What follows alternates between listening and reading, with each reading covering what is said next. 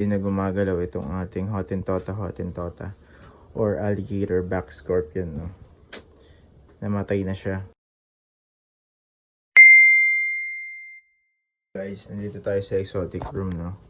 So, habang nag-check ako ng mga alaga natin dito sa loob ng exotic room natin, may bad news na naman tayong natuklasan doon. Here sa lalagyan na to, no? Kunin natin. Pag tingin ko kanina, habang nag-check ako, ayun, hindi na gumagalaw itong ating Hottentotta or alligator back scorpion, no? Namatay na siya. Actually, hindi naman sa init yung dahilan kung ba't namatay siguro to, no? Baka namatay to dahil sa katandaan na rin. Matagal na rin kasi sa atin to and ilan beses na siya nag-pop, no? Nag-pop, it means ilan beses na rin siyang nanganak.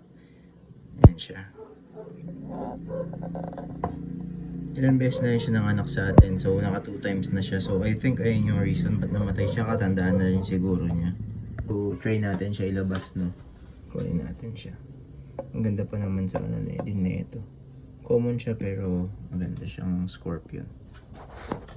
Ayan siya. Ay sayang. Based sa coloration niya, I think 2 to 3 days na siyang patay. Kasi nga, hindi tayo masyadong nakapag-check. Pero medyo basa pa tong substrate niya to. Kasi binasa ko pa to last time eh. Pero anyways, lang naman tayong magagawa. Ganun talaga.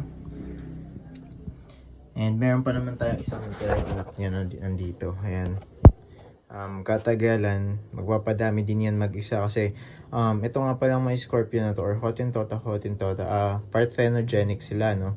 So it means kaya nilang mag-reproduce kahit walang male, no? Nanganganak sila ng pusa.